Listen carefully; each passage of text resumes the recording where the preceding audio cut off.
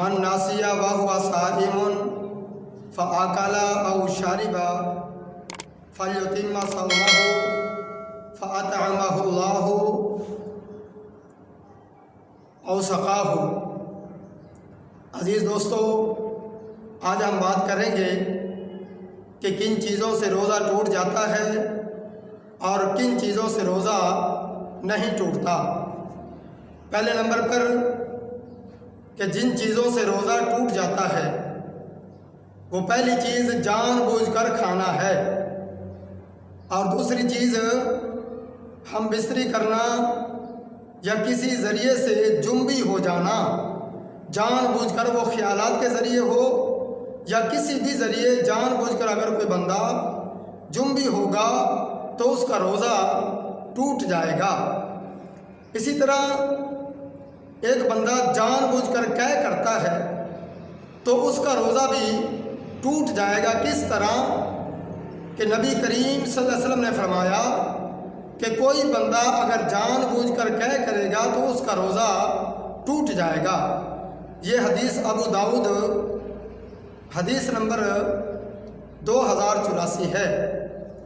اسی طرح ایسے معاملات جیسا کہ غذائی قوت والا انجیکشن لگوانا یا ڈرپ لگوانا، تو ان چیزوں سے بھی روزہ ٹوٹ جاتا ہے۔ اب وہ چیزیں کون سی ہیں جن سے روزہ نہیں ٹوٹتا؟ تو نبی کریم صلی اللہ علیہ وسلم نے فرمایا کہ اگر خود بخود قے آ جائے، بلا ارادہ قے آ جائے تو روزہ نہیں ٹوٹتا۔ یہ ابو داؤد حدیث نمبر 2084 ہے۔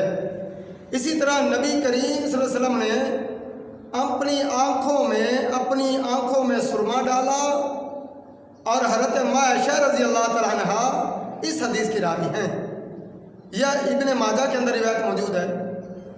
اسی طرح ایسے اور کام ہیں جیسا کہ انجیکشن لگوانا، جو کہ اینٹی بائیوٹک ہو، پین کلر ہو، یعنی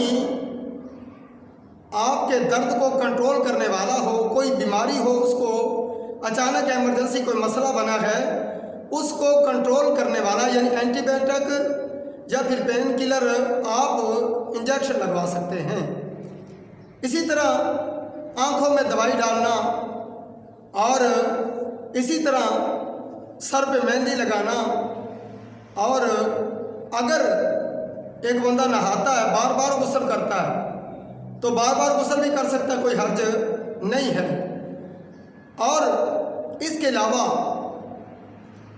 ایک آدمی اس کو اس طرح کے مسائل درپیش ہوتے ہیں، جیسا کہ صبح کا وقت ہے، سحری کا وقت ہے، اور وہ بندہ جنبی ہے احتلام کی وجہ سے یا بیوی کے پاس جانے کی وجہ سے، تو اب وہ سحری کھاتا ہے تو پھر جنبی ہے، اگر غسل کرتا ہے تو سحری کا وقت ختم ہو جائے گا۔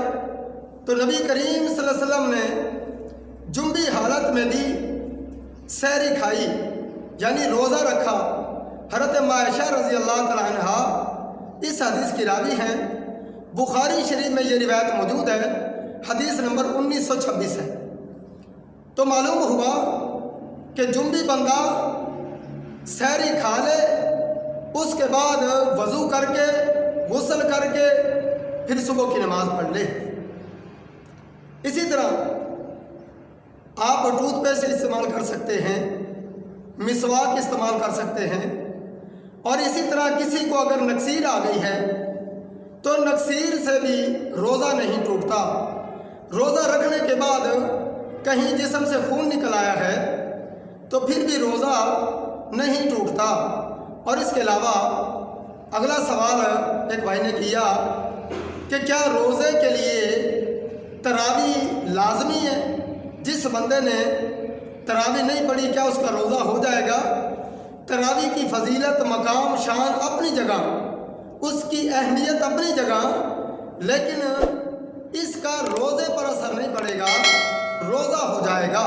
اور اسی طرح ایسی عورت جس نے روزہ رکھا ہے، دوران روزہ ایام مخصوصہ کا مسئلہ بن گیا، یعنی اس سے وہ ایام آ گئے، تو اب وہ کیا کرے؟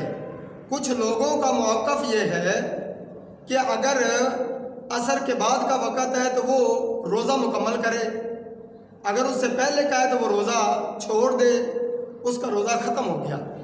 تو دراصل یہ موقف سراسر غلط ہے، کیونکہ نبی کریم صلی اللہ علیہ وسلم نے فرمایا اگر کسی کو بھی ایام مخصوصہ آ جائے اس کا روزہ ختم ہے، تو کسی وقت بھی آ جائے، روزہ رکھا ہے اس کے فوری بعد آ جائے یا دن 12 بجے آ جائے، چاہے عصر کے بعد آ جائے، افطاری سے قبل جس وقت بھی ایام مخصوصہ آ جائے تو اسی وقت اس کا روزہ ختم ہو گیا، اس کے بعد اس روزے کی وہ عورت قضا دے گی۔